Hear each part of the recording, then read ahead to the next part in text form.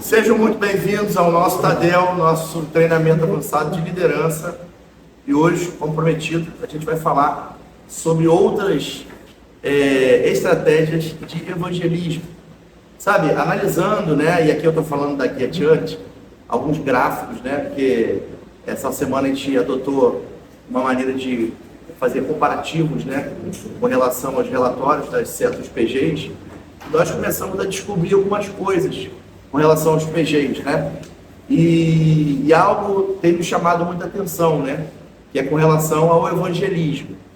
Pastor, como que vocês ficam sabendo que o evangelismo não está acontecendo muito? É fácil, é só ver a relação de visitantes. A média de visitantes nos PGs está ainda muito baixa. E para isso a gente tem que aplicar algumas estratégias evangelísticas. Sabe, PG, ele, quando você olha, né, biblicamente falando, a gente entende o sobrenatural de Deus operando. E eu já li vários textos aqui, e um dos textos é esse aqui, ó, de 1 Coríntios 14, 26. Eu acho que eu já li, e algumas pessoas até se recordam aí, falando do sobrenatural que flui em meio a um PG, né? Diz assim: que fazer, pois, irmãos, quando vos reúnes, um tem um salmo, outro tem doutrina, outro traz revelação, aquele outro traz língua, e ainda outro interpretação, seja tudo feito para a edificação. Então a gente entende que o sobrenatural de Deus em meio aos pequenos grupos, ele vai operar, e é de propósito, né? E com propósito. Por quê? Porque é dentro desse grupo que as pessoas podem fluir, porque tem menos canais de comunicação, né? Desde que, claro, que haja ordem e decência, né? Um líder ali estabelecido, facilitando, né, essa participação de todos os envolvidos ali no PG, mas é possível, diferente de um culto, né, que você não consegue que todos se envolvam no culto, né? Ia virar uma bagunça, ia virar um caos. Mas o PG não, o PG é um local onde líderes são formados, muitos problemas são identificados, curas acontecem em estágios diferenciados aos que acontecem dentro de um culto. Então o PG tem um propósito para com Deus e para com o crescimento espiritual de cada cristão, assim como o discipulado também. Mas hoje eu quero falar especialmente, já falei, né, em algumas vezes, de uma estratégia evangelística poderosa que é o próprio discipulado, né? Para quem não se recorda, eu mencionei, né, de quando você descobre ali uma pessoa que está com algum problema, e às vezes essa pessoa nem conhece Jesus, o discipulado vira um meio de você evangelizar essa pessoa. Ué, mas pastor, para ser discípulo não precisa ser convertido, não precisa nascer de novo? Não necessariamente. Como eu sempre digo, eu faço até uso aquele exemplo da Quarto de Guerra, aquele filme, né, onde aquela senhora, ela encontrou aquela menina e ela praticamente era uma cristã de boca, né? Famosa cristã que não tem prática espiritual nenhuma, só fala que é cristã, mas não vivencia o evangelho todos os dias. E aí eu lembro, né, de que essa mulher pega praticamente essa senhorita, né, essa mulher lá que era casada e tal, e estava passando uma série de problemas, e ensina para ela os fundamentos da palavra, e dentre eles o quê? E da oração. Então, assim, discipulado é uma ferramenta de evangelismo, tá, gente? Então não deixem passar essa ferramenta poderosa. Só que a gente vai começar a fazer diferente. Eu apresentei 4 estratégias no mês passado, evangelísticas. Está em algum vídeo aqui dentro do YouTube, onde a gente fala dessas 4. Eu vou passar rapidamente hoje nelas, mas vou apresentar para vocês outras 4 hoje, 4 ou 5, tá? Estratégias evangelísticas que vocês podem e devem aplicar dentro do seu PG. Por que devem? Porque a partir desse mês, em todo relatório de PG, vai ter lá todas as estratégias evangelísticas.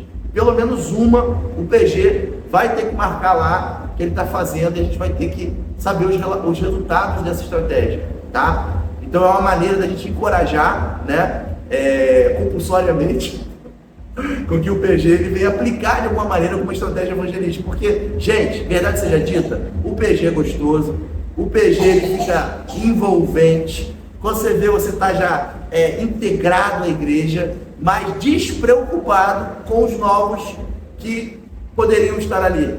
Não é verdade? O pessoal vai ficando ali, e aí, ó, tá bom demais para ser verdade, isso aqui tá gostoso demais, vão crescendo, mas sem a diligência de começar a pensar em estratégias de evangelismo. para atrair novas pessoas para dentro do PG, tá bom? E aí a gente vai falar de algumas aqui hoje. E eu queria ler um texto com vocês aqui, lá em 2 Coríntios, deixa eu ver aqui, 2 Coríntios 5:11, 2 Coríntios 5:11, eu gosto desse texto aqui, olha o que diz: e assim, conhecendo o temor do Senhor, persuadimos os homens, e somos cabalmente conhecidos por Deus, e espero que também a vossa consciência nos reconheça. Paulo, em outras versões aqui, fala assim: eu procuro persuadir a muitos acerca do Evangelho. Então Paulo, ele demonstra uma atitude de se envolver em maneiras de alcançar as pessoas com o Evangelho, tá? Paulo era um homem muito culto, né? É um homem letrado, um homem ali cheio de atributos, e você vê que dentre eles também tentar ser criativo o máximo possível para alcançar as pessoas. E me chama a atenção quando ele fala, conhecendo o temor do Senhor. Ou seja, gente, quem tem temor, e temor não tem nada a ver com medo, tá? Temor tem a ver com zelo, tem a ver com reverência, né? Para com Deus, para com as coisas que Deus tem como prioridade. E cara, não há nada mais prioritário para Deus. E a Bíblia diz que Ele nos deu essa responsabilidade. Ele poderia ter dado para anjos, Ele poderia ter dado, né, eu não sei, para qualquer outra pessoa, mas Ele confiou a nós um ministério chamado Ministério da Reconciliação. Que ministério é esse, gente? É um ministério onde estamos o quê? Trazendo de volta o perdido para encontrar o seu Criador, para voltar para casa. Eu costumo dizer isso, né? Eu, por exemplo, eu voltei para casa, né? Eu não sabia, mas eu tinha nascido na melhor família do universo, né? E às vezes a gente fica questionando, né? Por que eu nasci nessa família, né? Por que eu sou filho de fulano, e não sei o quê. Deixa eu te dar uma boa notícia. Quando você nasceu de novo, você nasceu na melhor família do universo. Agora você não tem o que reclamar, só tem o que se alegrar, porque o seu pai, meu irmão, é a pessoa mais importante do universo. Tá bom para você? Então, assim, você é próximo para dar de pau, meu irmão. Então, assim, não precisa ficar olhando o Instagram, igual aquela inveja santa, né? Ou inveja não santa também. Você pode se alegrar em Deus, porque o melhor ainda está por vir na sua vida. Amém? Amém. E aí que tá, gente. Paulo está falando aqui de um temor que gere o desejo de alcançar o perdido, de que outras pessoas venham cabalmente ter a sua consciência reconhecendo o Senhor como seu Salvador, como seu auxílio, como seu socorro no momento oportuno. E como tem gente precisando de Jesus, gente. Como tem gente precisando de receber a palavra, de receber o auxílio, uma palavra que venha realmente trazer confiança no coração, uma expectativa, né, do que está por vir, uma luz no horizonte. Porque o mundo, gente, está tão desencorajador, está tão desanimador, que às vezes até uma luz no final do túnel para o cara que está desanimado, acha que não é uma oportunidade, é um trem que está vindo na direção dele, né? O negócio piorar mais ainda. Mas tem 4 estratégias aqui que a gente pode, e eu vou passar por essas rápido, vou falar outras um pouco mais profundamente. A primeira estratégia é a estratégia Casa de Paz, tá? A estratégia Casa de Paz, ela é um projeto evangelístico e estratégico, onde vamos na casa das pessoas orar por 5 semanas, tá? Quando que isso pode acontecer, pastor? Pode ser no dia do PG, não recomendo, tá? Não recomendo. O melhor é que você veja um outro dia da semana, aonde, por exemplo, vocês podem juntar o PG inteiro, começar a selecionar nomes que vão servir para uma série de outras estratégias, tá? Por exemplo, falava hoje com o pastor Marlon pela manhã, né? A gente conhece muito um marketing chamado marketing multinível. Quem ouviu falar? Marketing multinível tem uma estratégia lá que ensina para você pegar a sua lista de telefone, né? E você ir catando ali pessoas que podem receber uma ligação sua, ou então indicar novas pessoas para aquela situação. Meu irmão, vou te falar uma coisa: se a gente parasse para fazer isso, para evangelizar, ia ser um sucesso. Porque quando você começasse a ver sua lista de telefone, esse tá mal. Rapaz, esse aqui tá pior. Esse aqui, meu Deus do céu, esse aqui eu nem lembrava mais dele. Mas o bichinho tá mal, cara. E aí você ia começar a traçar uma lista de pessoas que você pode mandar uma mensagem. Ó, lembrei de você aqui, cara, olhando minha legenda do telefone. Como que você tá? Tá tudo bem? Rapaz, eu pensei com você e, poxa, eu quero mandar uma oração para você. Aí você grava uma oração para ele, manda uma oração para ele, fala para ele se fez sentido para ele aquela oração, você queria falar com ele no telefone, queria fazer um convite para ele. E aí deixa ele falar, deixa ele interagir, e aí você traz ele, ou então convida, pede a ele uma oportunidade de estar na casa dele, visitando ele para fazer uma oração por ele. E aí não fale que são 5 semanas. Faz uma vez, fala, você gostou? Vamos fazer a segunda semana? Vambora? Faz mais uma segunda semana. Gente, não parece. Mas deixa eu falar uma coisa. Os cristãos têm negligenciado o poder da oração. Os cristãos têm negligenciado o poder da oração. Sabe por quê? Até uma pessoa que você encontra na rua, muitas vezes é mais fácil você oferecer uma oração do que pedir ela para fazer uma oração do pecador, para ela aceitar Jesus como Senhor. Os famosos evangelismos antigos que quando a pessoa passava, você falava assim, sabia que Jesus te ama? Tá bom, muito obrigado. E passava direto. É muito mais fácil falar assim, oi, tudo bem? Eu posso fazer uma oração com você? Tem uma área da sua vida que você precisa de oração hoje? Meu irmão, vou te falar uma coisa, até quem fosse de outras religiões ia aceitar a sua oração. Porque oração não faz mal para ninguém, só faz bem, né? E aí você pode fazer oração do pecador com ela. Ó, mas eu, antes de fazer uma oração com você, queria que você repetisse uma oração. Você pode fazer comigo? Aí você pode me perguntar assim, pastor, mas parece que está obrigando a pessoa a fazer oração.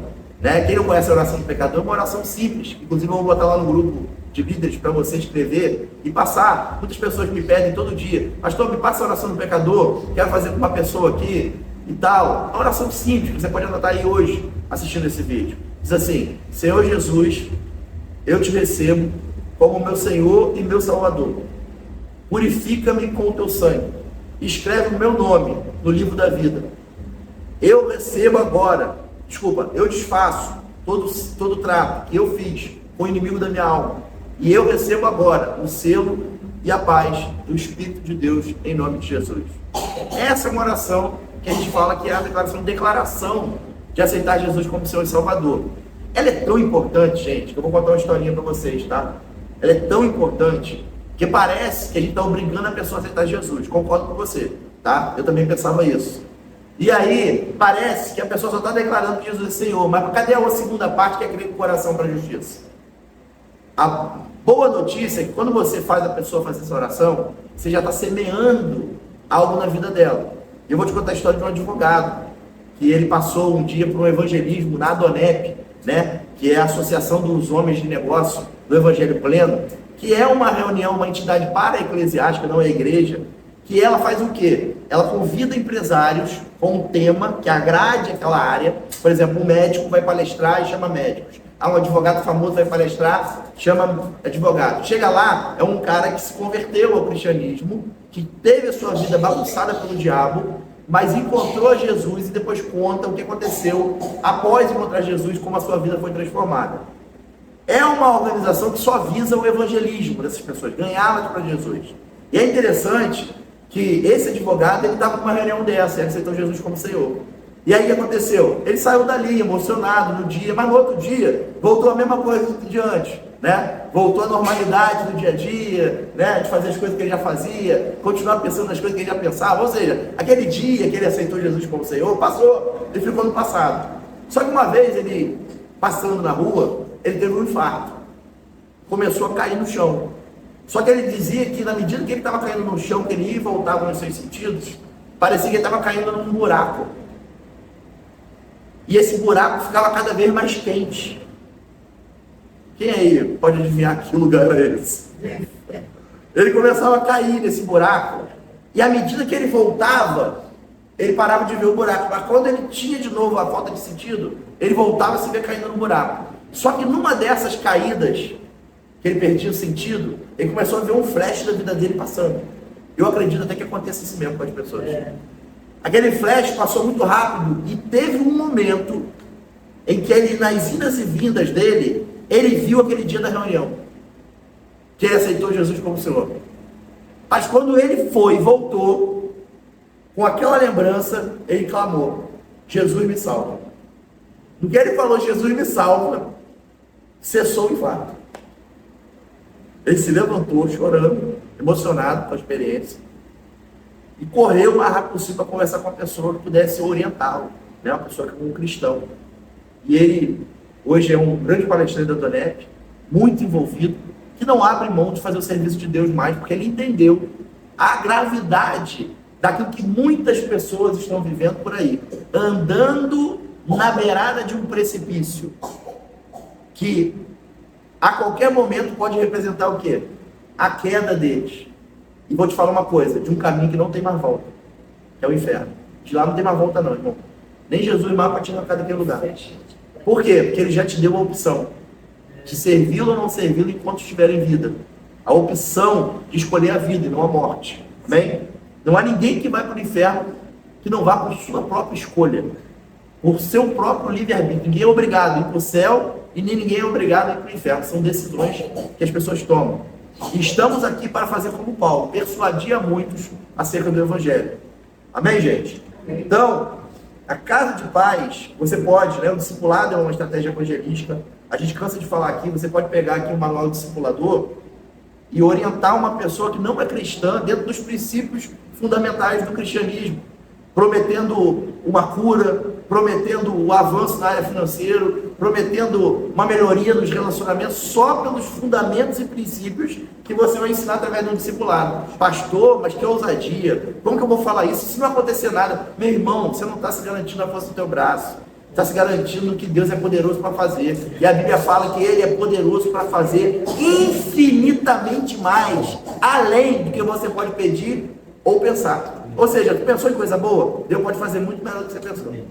Se ofereceu coisa boa para os outros, falando que é Jesus, que é poderoso para fazer, deixa eu te falar uma coisa, a pessoa vai se surpreender, melhor ainda do que ela pensava.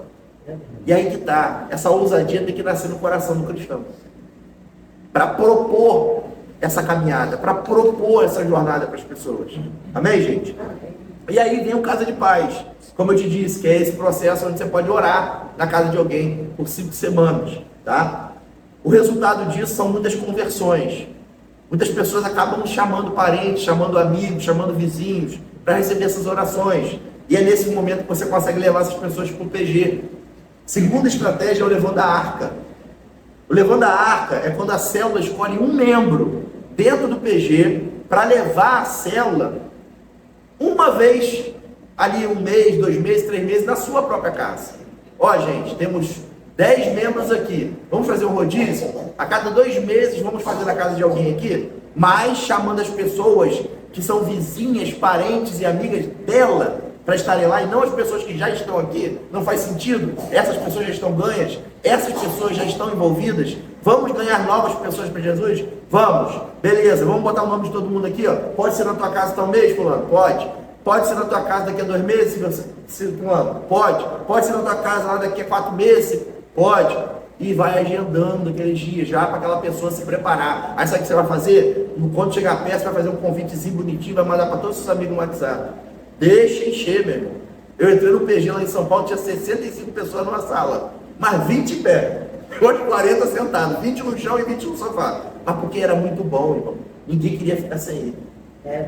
Que coisa linda, cara. No centro de São Paulo, um lugar onde geralmente as pessoas nem gostariam de se envolver, botar ninguém dentro da sua casa, poder aquisitivo alto, mas a pessoa não estava nem aí de abrir a casa dela para ganhar o máximo possível de pessoas para Jesus. Quem está entendendo, gente? E aí que está. Terceiro, aí o que acontece desse tipo de resultado? Qual é o resultado que produz o Levando a Arca? Ele desperta novos anfitriões. Você concorda comigo? Que, por exemplo, a Bíblia fala lá em 2 Samuel 6, de 10 a 12, da Arca da Aliança, quando ela foi levada para a casa de Obed-Edom. No processo ali de transferência da arca, a arca precisou ficar na casa de uma pessoa. A Arca da Aliança era a representação da presença de Deus. E só existiram 4 arcas em toda a história. Sabia disso? A primeira arca foi a Arca de Noé. Quem lembra? A Arca de Noé, ela tinha uma característica. O que estava dentro estava vivo. O que estava fora estava morto. A Arca da Aliança era a mesma coisa. A Arca da Aliança era a oportunidade de ter a vida ali nos momentos que Deus visitava. Ter a presença de Deus, o perdão de Deus, o auxílio de Deus, o amor de Deus ali naquele momento que ele descia para receber o holocausto. Então a arca simbolizava o quê? Vida também. E aí tem mais 2 arcas que quase a maioria das pessoas desconhece. A terceira arca, sabe quem foi? Quem se arrisca? Jesus. Sabe por quê? Só tinha morto em volta dele. Só o Walking Dead em volta dele. Só ele carregava vida e um preço que poderia pagar o nosso preço de morte. Ele foi a terceira arca. Ele, a Bíblia fala que ele tabernaculou, ou seja, ele habitou num corpo de madeira, literalmente um corpo, um terno, né, um paletó de madeira, aqui ó, paletó de carne e osso, e habitou entre nós, e ele foi a luz dos homens. Ele é a terceira arca. Agora eu quero que você adivinhe. Quem você acha que é a quarta arca? O Espírito Santo de Deus hoje habita dentro de nós, assim como habitou no de Jesus. Foi por isso que ele falou: eu tenho que ir para o Pai, para preparar para vocês morada. Aí tem gente que acha que é uma casa no céu, de diamante, palácio, não sei o quê, sei que lá, morar na rua de fulano, morar na rua de ciclano. Irmão, não que não venha ter, não sei, pode ser que até que tenha, eu não vi lá ainda, né? Mas o que ele estava falando é que ele precisava que ele fosse para que o Espírito Santo viesse e pudesse morar dentro de cada um de nós, preparar a morada do Espírito Santo. Foi isso que Jesus foi fazer. Amém, gente? E hoje somos a arca, porque somos embaixadores de Cristo. Olha que coisa linda, gente. Então não podemos aceitar que outros venham fazer o que nós temos o potencial de fazer. Está entendendo a seriedade do negócio? Somos nós que carregamos a vida hoje. As pessoas querem ver, e é por isso que a Bíblia diz: Cristo em nós, essa é a esperança da glória. O mundo quer conhecer a glória de Deus, só vai conhecer através de mim e de você, quando a gente decidir abrir a boca, quando decidir estender a mão, quando decidir orar pelas pessoas, curar enfermos. Porque assim, o que Jesus falou lá em em Lucas 4:4, que ele recebeu do Pai, fazendo menção a Isaías 61, que ele era ungido e que ele veio dar vista ao cego, libertar o oprimido do diabo, anunciar o ano aceitável do Senhor, libertar os oprimidos do diabo, dar vista ao cego, curar enfermo. Isso ele passou para a gente fazer agora. Está escrito lá em Atos 2:10. Ele cita, não é 2:10 não, peraí, 10, 2, se não me engano 38, né? Ajuda aí, gente. Ou é 10:38? Peraí. Acho que é 10:38, né? É isso mesmo, 10:38. Como Deus ungiu a Jesus. Aí olha só o texto agora. Agora não está falando mais que é só Jesus. Como Deus ungiu a Jesus de Nazaré com o Espírito Santo com poder, o qual andou por toda parte fazendo bem, curando a todos os oprimidos do diabo, porque Deus era com ele, e nós somos testemunhas de tudo que ele fez na terra dos judeus, em Jerusalém, ao qual também tiraram a vida, pendurando no madeiro. A este ressuscitou a Deus no terceiro dia e concedeu a ele que fosse manifesto, não a todo o povo, mas às testemunhas que foram anteriormente escolhidas por Deus, isto é, a nós, que comemos e bebemos com ele, depois que ressurgiu dentre os mortos, e nos mandou pregar ao povo e testificar que ele é quem foi constituído por Deus, juiz de vivos e de mortos. Olha que coisa linda, gente. Nós somos as testemunhas. Somos nós, ou não seguidores de Jesus, somos sucessores de Jesus. Diferente ser seguidor do que ser sucessor. Jesus, ele não gerou seguidores, gerou sucessores. Tem muita gente seguindo só Jesus. Não. Jesus quer pessoas que sejam sucessoras dele. Amém, gente? Por isso ele falou: é meu discípulo? Então guarda a minha palavra. Para dizer que você é meu discípulo, guarda as minhas palavras. Porque só quem guarda tem o que dar depois. Falei isso pela manhã hoje. Quem não guarda, não tem o que dar. Aí tem que ficar ligando para o pastor para orar, tem que ligar para o pastor para expulsar o demônio, tem que ligar para o pastor para poder fazer uma visita. Por quê? Porque não tem o que dar. Quem é discípulo é quem guarda as minhas palavras. Quem falou não fui eu, foi Jesus. Jesus é que falou isso, gente. E aí, vamos para a próxima estratégia. Natanael 3 é um projeto de evangelização com estratégia de orar 30 dias por alguém. Esse aqui acontece baseado naquela lista, tá? Onde dentro do PG, você puxa aquela lista e fala assim: qual o amigo ou um parente que você desejaria muito que conhecesse Jesus? Nesse momento, vamos orar por essa pessoa durante 30 dias. Todos os dias vamos orar por essa pessoa. Para que Deus dê o quê? Que nós encontremos graça no coração dessa pessoa para convidá-lo para alguma coisa. E aí pode ser uma pessoa, a indicação de cada um. E aí, no momento do PG, podemos orar por essas 8, 10 pessoas. E aí, o que vocês fazem depois dos 30 dias, gente? Vocês vão planejar um jantar, um churrasquinho, um rodízio de pizza, aleluia, aleluia, um pastelzinho. Gente, faz o que está dentro da possibilidade, mas faz. E aí você faz um convite para essa pessoa e chama ela para vir. E vou te falar, por causa da sua oração, Deus vai abrir caminho. Você vai encontrar graça no coração dessa pessoa para ela querer vir. Aí sabe o que você fala no dia, na hora que começar um negócio, uma reunião, né, espontânea, uma reunião normal, como se fosse uma festa mesmo. Mas em um determinado momento você para e você fala, se você está aqui hoje, você foi convidado para esse lugar, aí você vem com um bolo, bota ali em cima da mesa, é porque alguém ama você demais. E aí você pode convidar alguém, um casal, alguém que teve algum testemunho de vida antes e depois de Jesus, pode ser um casal, pode ser uma pessoa individualmente, uma coisa curta, leve, rápida, que ela possa dar testemunho ali para que outras pessoas possam ver e ouvir, e no final uma oração do pecador. E aí você fecha aquele evento ali convidando essas pessoas para estarem na próxima reunião com vocês. Vou te falar qual é o resultado desse tipo de estratégia.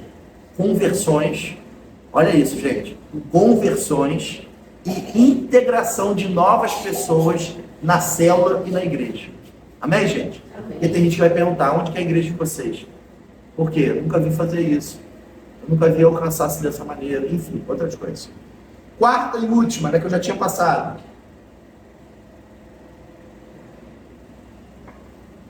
É um projeto Casa de Milagre. Casa de Milagre, ele é mais rebuscado.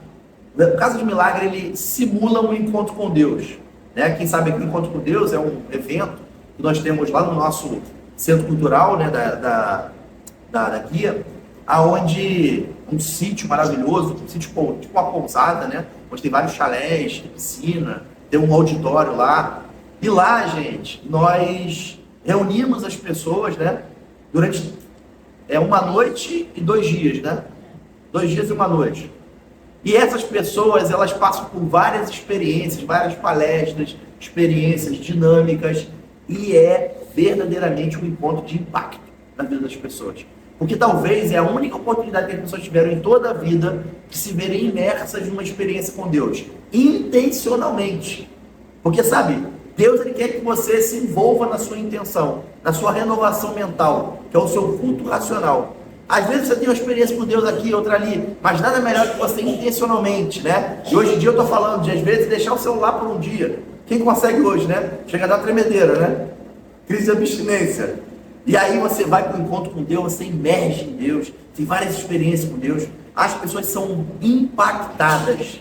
E lá, a gente promove o encontro com Deus com Casa de Milagre. Por quê? Quando estiver chegando perto do encontro com Deus, você pode fazer o Casa de Milagre, que é o quê? São pequenas palestras para de 5 a 20 pessoas que você também pode convidar. Lembra daquela lista? Você pode convidar pessoas que são mensagens muito simples, mensagens que conduzem ao arrependimento, mensagens que dão um novo tipo de esperança para a vida que você está tendo. São mensagens pensadas pontualmente para evangelizar essas pessoas. As pessoas vão, às vezes, para treinamentos, né, de vida melhor, né, não sei o que, e não sei o que lá. Tem os títulos aí, né? Alguns com riqueza envolvida, né? Prosperidade, outras coisas. Mas a gente sabe, né? Se botar um livro falando de alguma coisa séria, ninguém compra. Mas se tu botar lá falando que vai ter riqueza e tem um cadeado na capa, pronto. Aí tu quer aquela chave de qualquer maneira para abrir. É o segredo, né? É o segredo. Mas brincadeiras à parte, irmão, tem que se tornar atraente esse convite. Bolhem um nome atraente, convidativo, que as pessoas vão ficar assim, mas agora eu quero ir desse negócio de graça. Tem um coffee break lá ainda para vocês. 5 a 20 pessoas no mar. Por quê? Porque vai ser feito dentro de uma casa. Vai ser feito, às vezes, no estacionamento da sua casa, ou às vezes em alguma área que o irmão cedeu um pouco maior, ou, por exemplo, uma sala de reuniões no condomínio. Faz ali aquela palestra com poucas, são de 2 a 3 mensagens, no máximo ali 4 mensagens, que você distribui entre os membros do PG que são mais maduros, para ministrar, e lá tem toda uma orientação de como você deve ministrar sobre as pessoas, como você tem que botar o som para poder, né, ativar ali um momento de reflexão na vida das pessoas. É um mini encontro, mas bem pequenininho mesmo, que gera no coração das pessoas o quê? Um impacto muito grande. E é ali que você... Aí, pastor, mas como que a gente vai saber que mensagem é essa? A gente tem todas já, tudo guardadinho. Pastor, a gente quer fazer a Casa de Milagre. Beleza, eu passo o material para vocês. Vou passar o drive para vocês. Vocês vão ver todas as apostilazinhas lá, com todas as mensagens direitinho, passo a passo que tem que fazer. E na dúvida, você pergunta pra gente. Pastor, eu tive dúvida aqui. Não, aqui você faz assim, tá? É simples, é uma caixinha de som, ou então uma televisão com louvor, a ministração, a disposição das cadeiras e a dinâmica que você faz com essas pessoas durante aquelas 3, 4 ministrações. É rápido, de 1 a 2 horas no máximo. Mais uma vez, que dia que pode ser isso, pastor? Pode ser no dia da célula, não recomendo. Faz um sábado. Faz, por exemplo, no outro dia que não tem célula. Por quê? Para não comprometer a célula. Amém, gente? Amém. Porque isso é uma coisa que você faz o quê? De 2 em 2 meses, 3 em 3 meses. Tá bom? Qual o resultado? Líderes e líderes em treinamento treinados. Oportunidade ímpar para você treinar o seu líder em treinamento. Que ele vai trazer também a palavra. E muitas pessoas sendo consolidadas por PG. Então, por que não? Muitas conversões. Então, essas 4 estratégias são matadoras, gente. São estratégias que alcançam as pessoas desde que se faça. Concorda comigo? Desde que se faça. Porque se a gente não fizer a nossa parte, foi o que o pastor também falou pela manhã, Deus não vai fazer a nossa. Não vai fazer, irmão. Sabe o que Deus faz? Ele vai te dar graça no convite. Ele vai quebrar barreiras para que as coisas aconteçam. Ele vai estreitar caminhos, ele vai te dar capacidade, vai te dar força, vai te dar estratégia, como já está dando aqui para gente. Mas a nossa parte, Deus não vai fazer. A pessoa não vai cair de paraquedas lá na tua porta. Ih, não sei porquê, saltaram do avião, caí aqui, ó, na frente do teu PG. Não vai acontecer isso, tá bom? Então, agora quais são as outras estratégias? Uma estratégia muito conhecida, e nós somos parceiros desse movimento, desse modelo discipulado apostólico, né, que é chamado MDA. Nós temos as 4 colunas do MDA, que também é uma estratégia de evangelismo, né? São elas. É o Natanael, que eu já falei, o Barnabé, que é o fator Barnabé, que é nada mais, nada menos de que uma diligência em um membro ou outro, um líder de treinamento ou um líder, de se aproximar de uma pessoa que acabou de visitar o PG, mas que está mostrando indícios de que não quer continuar indo, ou está se afastando. Esse é o momento para você fazer exatamente. Por que é Barnabé, pastor? Porque quem lembra de Barnabé? Barnabé era o sobrenome dele, né? Na verdade, ele se chamava José. Mas os apóstolos, observando a vida de Barnabé, passaram a chamá-lo por quê? De Barnabé. Porque Barnabé significa filho da consolação. Barnabé era muito carinhoso. Barnabé, ele era o tipo de pessoa, já viu aquela pessoa que você senta com a pessoa e não fica sem papo? Tem como você sentar com uma pessoa e não tem papo? Ou fica assim, legal, fica só nisso. Eu vou te dar uma estratégia hoje para nunca deixar de ter papo numa conversa. Sabe o que é? Você perguntar sobre outra pessoa. Eu tinha um amigo que fazia isso de uma maneira que era interessante. Todo mundo gostava de sentar com ele, que ele se envolvia com a vida da outra pessoa. Ele não estava preocupado de falar quem ele é, o que ele deixava de fazer, o que ele gostava de fazer, o que ele estava fazendo. Não, ele fala assim, puxa, rapaz, eu tô achando que você... O que você fez, hein? Ah, assim, ele buscava coisas para perguntar da vida da pessoa. E não com aquele interesse falso, não. Mas querendo realmente puxar assunto com a pessoa para fazer ela falar. E é interessante que isso é uma arte que facilmente você adquire, desde que você tenha interesse na outra pessoa, né? Puxar assunto com outra pessoa. Comece a fazer pergunta sobre a pessoa. Coisas que envolvam uma resposta tem a ver com a vida dela e não com a sua. Porque senão, vira um... Você concorda comigo que muito evangelismo hoje é uma monopolização? Que a pessoa, só ela que fala. Não, a pessoa, posso falar? Não, peraí que eu ainda acabei. Não, peraí, deixa eu te evangelizar. É como? É brincadeira, a gente brinca, mas é como se viesse... Evangelizar é como jogar sal, né? Mas quando tem gente que vai evangelizar é como se tivesse um grande caminhão de sal, assim, ó. Parasse perto da pessoa e soterrasse ela de sal. Descesse aquele monte de sal que soterra. A pessoa não consegue nem respirar. Agora, eu já entendi quem é Jesus, né? Mas não deixa a pessoa respirar. Sabe, sal demais, ela mata a terra. E eu lembro de fazer uma analogia com um cavalo. Tenta fazer um cavalo beber água. Já tentou? Eu já tentei quando era criança. Pendurava no pescoço do cavalo para tentar fazer ele beber água. Duvido que tu consegue descer aquela. Pendura 2, 3, tu não consegue fazer a cabeça de cavalo abaixado. Ele não quer beber água e ele não vai beber. Agora, quer ver ele beber água? Quer ver ele querer a palavra viva? Que a água tem a simbologia da palavra, né? Às vezes tem muita gente que é como um cavalo. Ela é de dura cerviz. Ela não quer inclinar, não quer ouvir nada, entendeu? Mas como você faz uma pessoa querer, um cavalo, literalmente querer beber água? Bota um pouquinho de sal assim na mão, assim, ó, e dá para o cavalo comer.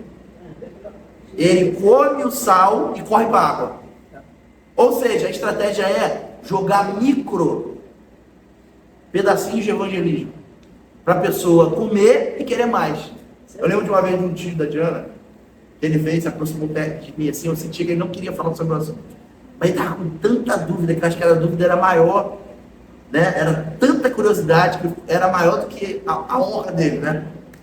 E ele veio me perguntar, chegou do meu lado e perguntou. Aí eu lembro que eu falei com ele, falei assim, não, isso aí é isso, isso, isso. E mudei de assunto, tipo assim, não quero continuar conversando isso não, vou conversar de outra coisa. Aí daqui a pouco ele foi e perguntou outra coisa. Aí eu falei, tá querendo puxar assunto, só que eu não vou dar um sal. Aí eu peguei, não, isso aí, tal. Aí mudei, já falei outro assunto. Aí ele ficou assim, eu queria falar mais. Aí perguntou outra coisa. Aí chega o famoso crente, né? Crentão, né? Que tem que tirar o quadro da sala, tem que tirar o CD que você tinha lá de rock pesado, né? Death metal, de heavy metal, Iron Maiden e outras coisas mais, o crente, né? Aí ele veio, quando ele viu que o cara estava interessado em ouvir, meu irmão, eu saí até de perto, é como se tivesse parado num caminhão mensal assim, ó, derrubado em cima. Mas o cara ficou enjoado, porque ele, primeira coisa para começar, você vai ter que tirar todos aqueles CD do seu armário. Aquele quadro da sua sala, aquilo também, o outro lado da sua, não dá. Para começar com Jesus não vai dar daquela maneira. Aí matou a terra, irmão. Quem está entendendo o que eu estou falando? Matou a terra. Não é assim. Então, tem que ter sabedoria, gente. Tem que dar um salzinho o cavalo comer e correr para a água. Para querer mais, querer mais. Amém, gente? Amém. Então o efeito Barnabé era por quê? Porque Barnabé, segundo Atos, depois lê lá Atos 9, de 10 a 11. Vocês vão ver que Paulo estava acabando de aparecer no meio dos apóstolos. Os apóstolos não davam crédito para Paulo. Paulo tinha acabado de ser o perseguidor da igreja, irmão. Quem confia num cara que estava matando cristão? E que agora está falando que viu Jesus em cima do cavalo e caiu? Quem? Não tinha nenhum vídeo gravado. Não tinha nenhuma prova. Quem vai acreditar que é um maluco de ficar ali para pagar para ver? Ninguém acreditava em Paulo, gente. E aí o que acontece? Segundo as escrituras, lá em Atos 9, não lembro lá do versículo, Paulo também, por ser um cara muito inteligente, quando teve a revelação do evangelho, ele ficou presunçoso, no sentido de quê? De querer convencer a todos acerca da revelação. E aí diz a Bíblia que ele contendia com os helenistas. Os helenistas eram pessoas que eram judaizantes, mas que ainda dividiam seus pensamentos entre as práticas judaicas e as ideias gregas. E aí Paulo vem igual aquele caminhão de sal, contendendo. Só que a Bíblia fala que contender não gera resultado. Discutir também não gera resultado. E aí a Bíblia fala que eles mandaram ele, sabe para onde? Mandaram ele lá para Tarso. Só que interessante, não tinha igreja em Tarso. O que acontece com um crente isolado? O que acontece com a brasa que sai do meio do fogo, irmão? A gente está falando de Paulo, mas Paulo também era um homem de carne e osso, irmão. Sabe o que aconteceu com Paulo ali? Aquela brasinha aí, só esfriar. Deram uma bicuda em Paulo, literalmente. A Bíblia não fala isso, mas dá a entender que Paulo estava sendo pessoa não grata. E mandaram para Tarso, porque não tinha igreja lá. O que um cara vai fazer sozinho lá? Não tem igreja. A primeira igreja que fizeram depois, a primeira, fora de Jerusalém, foi em Antioquia, que era metade da distância para Tarso. Ou seja, agora não, agora manda um monte de gente para lá. Ué, mas por que o Paulo foi só um? E que agora para Antioquia é um monte, inclusive Barnabé. Sabe o que acontece? Barnabé não aceita. Barnabé, a Bíblia fala que ele foi e passou adiante, e foi até Antioquia, a Tarso. E a Bíblia fala que ele procurou a Paulo, mais um indício de que não sabiam onde ele estava. Ou seja, não era uma missão. Ou seja, Barnabé teve que procurar Paulo, gente. E quando ele encontrou a Paulo, a Bíblia fala que se era uma missão, Paulo tinha que continuar lá, não era? Não, Barnabé traz ele para Antioquia. É onde Paulo dá os primeiros pontapés dele como apóstolo, junto com Barnabé. Barnabé foi o filho da consolação, foi quem teve paciência. paciência para cuidar de Paulo. Rapaz, se tivesse mais Barnabé, teria muito mais Paulos. Quem está entendendo? Se tivesse mais Barnabé, teríamos muito mais Paulos. Paulo escreveu 2/3 do Evangelho. Paulo não foi um grande homem de Deus, gente. Mas Paulo precisou de um Barnabé para endireitar ele e botar ele no caminho. A gente precisa de pessoas que estejam envolvidas na comunhão, envolvidas em buscar essas pessoas. Cara, não adianta você ter um PG, onde o PG acontece na sexta, só fala com o pessoal na sexta, irmão. Não pode. É o que eu falei para vocês aqui nas outras semanas. O PG é um lugar onde você decide: eu vou me envolver com essas pessoas durante 6 meses. E ó, faça sol, faça chuva, eu quero me envolver, eu quero orar por elas, eu quero ser ensinado por elas, eu quero cuidar dessas vidas que estão precisando, eu vou me envolver. É uma decisão que você toma. Ah, mas pastor, depois não fica muito triste não, quando multiplica, cada um vai para um lugar. Não, irmão, sabe por quê? Porque você sabe que é com propósito. Que aquela pessoa agora vai para outro lugar, fica uma amizade, fica um carinho, mas agora essa pessoa agora está fazendo a obra de Deus, está indo lá abrindo um novo PG, com aquele mesmo espírito. Quem está entendendo? Não adianta a palavra sair pela tua boca se não tem o mesmo espírito, irmão. Está cheio de gente pregando aí, mas o espírito é outro. Tem que ter o espírito da fé. E o espírito da fé opera através do amor, irmão. A verdadeira fé opera através do amor. Então tem que ter essa diligência de se envolver, de quem realmente está envolvido. A minha família durante 6 meses aqui.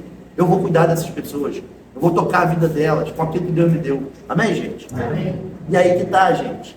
Barnabé é isso. O efeito Barnabé, ele entre outras coisas, ele é esse cuidado que deve haver da comunhão. É assim como o purê de batata, que também é outra estratégia. Eu já ensinei para vocês nos vídeos anteriores. Não vou meter nisso agora. E aí a última, que é tenho um GE.